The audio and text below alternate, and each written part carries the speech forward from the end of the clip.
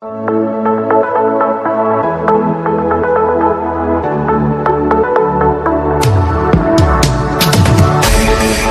morning, XOP, and a blessed day to all of you. Today, we will talk about God cannot break his promises. There's this passage in the book of Hebrews, chapter 6, verse 13.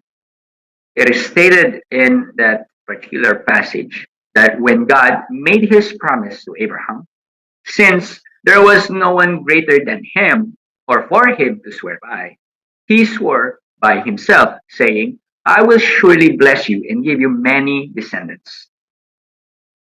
And so, after waiting patiently, Abraham received what was promised. There was no one greater than God. So, during that time when he gave a promise to Abraham to fulfill it, he swore by himself. And by this gesture, it solidified the certainty of his promise. When God made a promise and swore by himself, he made it so that his promises can never be broken. That's so beautiful. It just seals the deal. It just seals the certainty of his promise. That when he promises, it's not just swearing by us or giving the promise to us, but he makes sure that he himself knows about it and cannot, for our sake and for his name's sake, break the promise. We can see in Daniel 3 when Nebuchadnezzar made a decree to all people that anyone who worships a different God aside from the God that they worship, anyone who does so will be thrown in the burning furnace.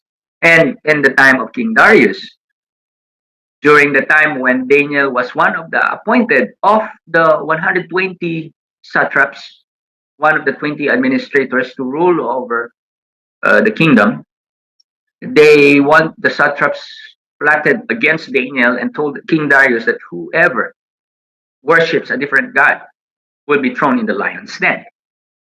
And we can see that the decree that Nebuchadnezzar and the decree that King Darius used or sworn by can never be broken. So whatever they have decreed cannot be repelled back, cannot be taken back. Whatever the king says, he can never repel it. He can never take it back, and he shall see to it that it will reach its finality.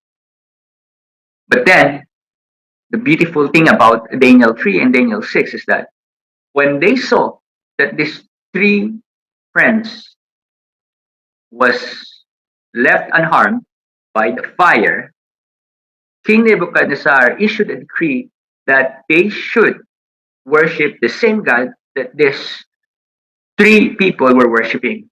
And in Daniel's case, in Daniel 6, King Darius also applied a decree that whoever worships a different god aside from the God of Daniel will really face punishment. That's how beautiful the promise of God is. That when he decrees something, when he gives a promise, he will make sure that it will happen. And the thing that we can see is that the decrees of men are bound to happen. The decrees of men are bound to really be broken and not met its condition. But the decree of God, it surely will come to pass without compromise and without God breaking what was promised. I hope you are blessed and God bless you all. I hope that you put in your heart that the certainty of God's promise is always there and it will never be broken because God swore by himself and he himself will not break what was promised. God bless you.